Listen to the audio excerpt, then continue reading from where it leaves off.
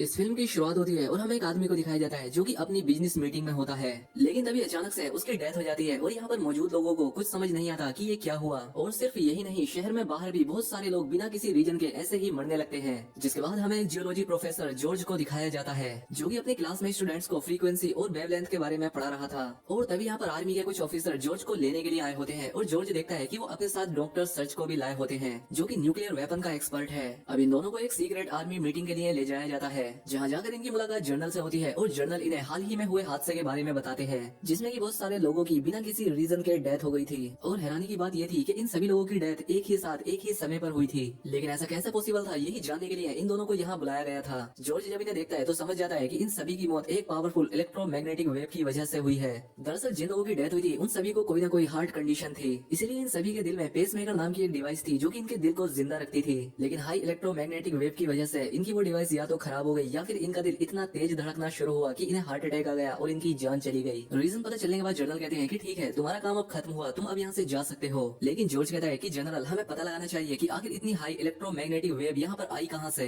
लेकिन जनरल उनकी कोई बात नहीं सुनते और वो यहाँ से चले जाते हैं। लेकिन ये परेशानी यहाँ पर खत्म नहीं हुई थी, क्योंकि अगले ही दिन लोगों पर पक्षियों का अटैक होता है जैसे कि वो किसी चीज से बहुत ज्यादा डरे हुए हों, और इसीलिए वो पक्षी अपना इस तरह का अनयूजुअल बिहेवियर दिखा रहे थे। अब यहाँ पर जॉर्ज की थ्योरी सही साबित होने लगी थी, क्योंकि वर्ड्स भी ट्रेवल करने के लिए अर्थ की मैग्नेटिक फील्ड को यूज करते हैं। लेकिन वो वेव्स अब डिस्टर्ब हो रही हैं और इन पक्षियों का बिहेवियर भी। और सेम इसी तरह की सिचुएशन एस्ट्रोनॉट के स्पेसक्राफ्ट के साथ भी देखने को मिलती है, क्योंकि जब वो अर्थ के करीब आ रहा था तब उस पर कंट्रोल करना बहुत मुश्किल हो रहा था और अब वो अर्थ पर क्रैश होने वाला था। लेकिन एस्ट्रो पायलट रेबेका उसे अपनी सूझबूझ से एक रिवर पर लैंड कराती है और अपनी टीम की जान बचा लेती है। वहीं दूसरी तरफ अब जॉर्ज चैन से बैठने वाला नहीं था। वो हाल ही में हुए सभी हादसों की स्टडी करता है और बाद में जब वो अर्थ का 3D मॉडल देखता है तो उसके होश उड़ जाते हैं। डॉक्टर अपनी इस रिसर्च को जाकर डॉक्टर कॉनरेड को दिखाता है और डॉक्टर कॉनरेड भी उसकी इस रिसर्च को देखकर परेशान हो जाते हैं। और जॉर्ज से मिलने के बाद वो अपनी एक सीक्रेट फाइल को ढूंढकर बाहर निकालते हैं। अब इसके बाद जब रात होती है तो रात में सभी को आसमान में कलरफुल फ्लेयर्स नजर आने लगती हैं। लेकिन सभी लोग इस बात से अनजान थे कि ये पृथ्वी पर आने वाले एक बहुत ही बड़े खतरे का साइन है। खैर, जब जॉर्ज अपने इस पॉइंट को हाईलाइट करता है तो कुछ बड़े ऑफिसर्स के साथ उसकी मीटिंग की जाती है, जहाँ पर जॉर्ज इन सभी को अपनी खोज बताता है। वो इन्हें यहाँ पर एक शॉकिंग इन्फॉर्मेशन देता है। कहता है कि अब अर्थ की ओजोन लेयर धीरे धीरे डिस्ट्रॉय हो रही है। वो कहता है कि अर्थ की कोर में जो लिक्विड है उसके घूमने या उसके स्पिन होने से अर्थ का इलेक्ट्रोमैग्नेटिक फील्ड जनरेट होता है। लेकिन अभी लिक्विड घूमना बंद हो गया है, जिस वजह से अर्थ की इलेक्ट्रोमैग्नेटिक फील्ड भी बनना बंद हो गई है। और इससे होगा ये कि अगले कुछ महीनों में आसमान से फ्लाइट्स खुद ब खुद गिरना शुरू हो जाएंगी। जितनी भी इलेक्ट्रॉनिक्स डिवाइसेस हैं सब एक्सप्लोड होने लगेंगी, बड़े बड़े तूफान आएंगे और भी कई तरह की क्लाइमेटीज आएंगी और आखिर में ये अर्थ तबाह हो जाएगी। लेकिन ये क्यों हो रहा है इनको कोई आइडिया नहीं था और इसको ठीक भी नहीं किया जा सकता था, क्योंकि अब तक इंसान अर्थ के सिर्फ 11 किलोमीटर अंदर ही जा चुके हैं। लेकिन अर्थ का कोर जहाँ पर ये लिक्विड मौजूद होता है वो 3000 किलोमीटर नीचे है, जिसका टेम्परेचर 5000 डिग्री सेल्सियस से भी ज्यादा हो सकता है। ये बात सुनकर वहाँ पर मौजूद सभी लोग बहुत ही परेशान हो जाते हैं। लेकिन तभी डॉक्टर कॉनरेड को अपना पुराना दोस्त ब्रेड याद आता है, जिसके पास शायद इस परेशानी का कोई हल हो सकता है। खैर, जब ये ब्रेड से जाकर मिलते हैं तो इन्हें खुशखबरी मिलती है, क्योंकि वो एक ऐसा डिवाइस बनाने में कामयाब हो गया था जो कि अल्ट्रासोनिक वेव्स की मदद से किसी भी मेटल को धूल में बदल सकती है। ब्रेड ने यूटेनियम नाम के एक ऐसे मेटल को भी डिस्कवर किया है जो कि किसी भी किस्म की हीट को बर्दाश्त कर सकता है,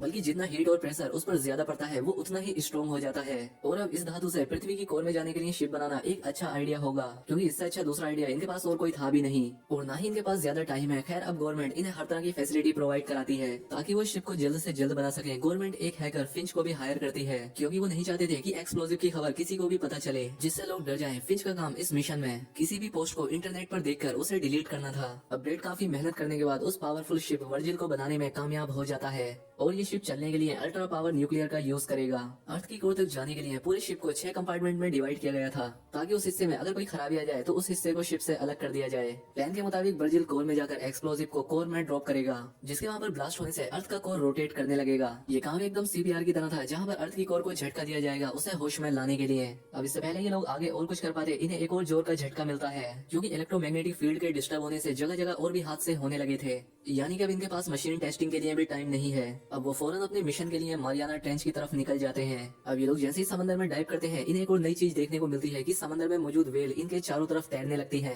अब जमीन में एंटर करने के लिए जिम्स्की ने मारियाना ट्रेंच को चूज किया था, जहाँ पर इन्हें भूकंप का सामना करना पड़ता है। लेकिन जिम्स्की किसी तरह से शिप को कंट्रोल करके जमीन में अपना अंदर जाने का रास्ता बना लेता है। क्रस्ट का लेयर पत्थरों से बना हुआ था और वर्जिल शिप उसे चीरता हुआ आगे बढ़ रहा था। अब थोड़ी ही देर के बाद वो अर्थ के मेंटल लेयर में एंटर हो जाते हैं, जहाँ पर लगभग 3 kilometre thick semi solid layer होती है। और लगभग 12 घंटों के सफर के बाद उन्हें सोनार पर कुछ डार्क स्पॉट नजर आते हैं। जॉर्ज समझ जाता है कि सोनार पर ब्लैक स्पॉट का मतलब ये है कि वो एरिया एकदम खोखला है, लेकिन ये वर्जिल शिप खोखले एरिया में फ्लाई या ग्लाइड करने के लिए डिजाइन नहीं किया गया था। वर्जिल के काफी बड़ा होने की वजह से इन्हें इतना टाइम नहीं मिलता कि उसे बचा सके, और देखते ही देखते वर्जिल किसी अननोन क्रिस्टल की दुनिया में एंटर कर जाता है, जहाँ पर इन सभी की जान तो बच जाती है, लेकिन एक जाइंट क्रिस्टल इनके शिप में फंस जाता है। और अब इनके पास कोई चारा नहीं था सिवाय शिप के इंपेरियल हिस्से से बाहर निकलकर इस मुसीबत को हटाने का। इंपेरियल एक बहुत ही गर्म हिस्सा था, जिससे पहले इन्हें नाइट्रोजन गैस का यूज करके उसे ठंडा करना होगा। बाहर निकलने के बाद इन्हें समझ आता है कि ये कोबाल्ट से बने हुए एक कोकून में है। ये जियोड क्रिस्टल की दुनिया है, जो कि अर्थ की सरफेस पर वोल्केनो के आसपास भी पाए जाते हैं। लेकिन उनके पास इस अनोखी सी दुनिया को एक्सपीरियंस करने के लिए समय नहीं था, क्योंकि जिस होल से ये यहाँ आए थे वहाँ से पिघला हुआ लावा अंदर घुसने लगता है, जिससे सभी क्रिस्टल कोलैप्स होने लगते हैं। वो कैसे भी करके उन सभी क्रिस्टल को हटाने में तो कामयाब हो जाते हैं, लेकिन एक क्रिस्टल आइफ सीन को लग जाता है, जिससे वो खोलते हुए लावे में गिर जाता है। अब उनके पास इस सब के लिए टाइम नहीं था, इसलिए वो इंजन को स्टार्ट करके खोलते हुए लावा से आगे बढ़ते हैं। अब यहाँ पर इन्हें 2 दिन बीत जाते हैं और अब ये आउटर कोर के करीब पहुँचने वाले थे, इसलिए टीम के कुछ लोग न्यूक्लियर डिवाइस को रेडी करने में लग जाते हैं। लेकिन तभी बैग का सामना आइलैंड के साइज जितने एक डायमंड से होता है। वो कैसे भी वर्जिल को बचाते हुए वहाँ से निकल आती है, लेकिन आखिर में एक बड़ा डायमंड ब्लास्ट कंपार्टमेंट से टकरा जाता है, जिसकी वजह से अब सिस्टम खुद ब खुद डैमेज कंपार्टमेंट को हटाने लगता है। अब इन्हें रियलाइज होता है कि इससे तो न्यूक्लियर कंट्रोल यूनिट भी पीछे छूट जाएगा, और इसके बिना तो ये मिशन पॉसिबल ही नहीं है। इसलिए सर्ज जल्दी से उस कंपार्टमेंट में जाकर न्यूक्लियर कंट्रोल यूनिट जोश को दे देता है और खुद को सेक्रीफाइस कर देता है, क्योंकि वो बाहर नहीं निकल पाता। सर्ज जोश का बहुत ही अच्छा दोस्त था, इसलिए उसकी मौत से उसे बहुत दुख होता है, लेकिन उन्हें अर्थ को बचाने के लिए आगे बढ़ना ही था। और फाइनली कुछ टाइम के बाद वो अर्थ की कोर में एंटर कर जाते हैं, और यहाँ कर वो जानते हैं कि कोर की डेंसिटी उनके अंदाजे से भी कहीं ज्यादा थी, जिसका मतलब ये था कि वो जितने भी एक्सप्लोसिव अपने साथ लाए थे वो काफी नहीं है, और इससे तो पावरफुल वेव्स पैदा ही नहीं होंगी। डॉक्टर जेम्स की कहता है शायद हमारा ये मिशन फेल हो चुका है और अब हमें शायद प्लान बी पर काम करना चाहिए। ये बात सुनकर सभी लोग हैरान हो जाते हैं कि आखिर प्लान बी है क्या, और अब यहाँ पर जनरल प्रोजेक्ट डेस्टिनी के बारे में रिवील करते हैं। दरअसल यूएस मिलिट्री को ऐसा लग रहा था कि उनके दुश्मनों ने एक ऐसा वेपन तैयार किया है जिससे कि खतरनाक भूकंप पैदा हो सकता है, इसीलिए उन्होंने जेम्स की लीडरशिप में खुद का एक और भी पावरफुल वेपन तैयार किया, जो कि हाई पावर इलेक्ट्रोमैग्नेटिक वेव्स अर्थ के कोर में फायर करता है। अब जोश को भी समझ आ जाता है कि अचानक से अर्थ का कोर रोटेट करना बंद क्यों हो गया था, क्योंकि ये प्रोजेक्ट डेस्टिनी की वजह से ही हुआ था और यूएस मिलिट्री इसके लिए खुद जिम्मेदार है। जेम्स की कहता है कि एक बार हमारे वापस जाने पर वो प्रोजेक्ट डेस्टिनी को फिर से फायर कर सकते हैं ताकि कोर को दोबारा से स्टार्ट किया जा सके, लेकिन जोश अब इनकी बात नहीं मानता। वहीं अब इनके पास वापस आने का भी टाइम नहीं है, इसलिए इन्हें प्लान बी एग्जीक्यूट करना ही होगा। अब सिर्फ जनरल की अप्रूवल का इंतजार था, लेकिन अब इससे पहले कोर में एक होल होने लगता है, जिससे समंदर में बड़ी बड़ी लहरें उठती हैं और बड़े बड़े ब्रिज टूट कर गिरने लगते हैं।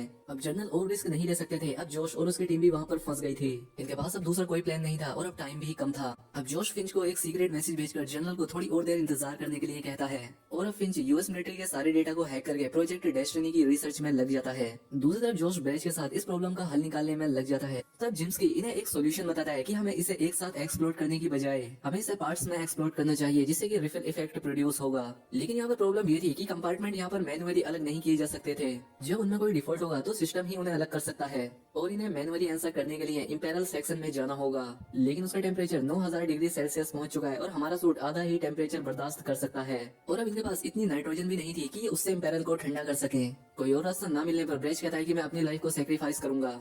दुखी होकर सभी लोग उसे अलविदा कहते हैं और ब्रेज इंपेरियल में जाता है। वहाँ पर गर्मी इतनी ज्यादा होती है कि कुछ ही समय में उसका औजार भी पिघल जाता है।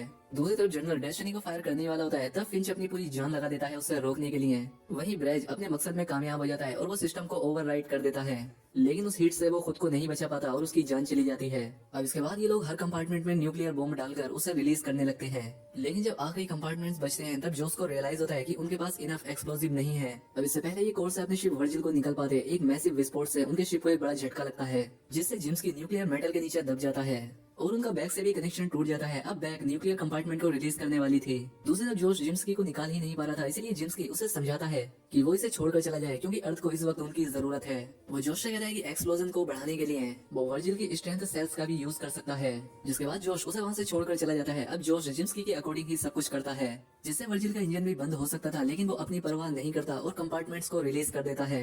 अब इनका पावर सप्लाई बंद हो चुका था और ये भी अब अपनी मौत का इंतजार कर रहे थे। तभी जोश को याद आता है कि वर्जिल जिस मेटल से बना है उसे एनर्जी हीट और प्रेशर से मिलती है, तो इसीलिए जब यहाँ पर ब्लास्ट होगा तो उसकी एनर्जी को शिप के लिए यूज किया जा सकता है, और इसीलिए जब बॉम्ब एक एक करके ब्लास्ट होते हैं तो वर्जिल को यहाँ पर बूस्ट मिल जाता है और अब अर्थ का कोर भी रोटेट होना शुरू हो जाता है, जिससे सब कुछ नॉर्मल हो जाता है।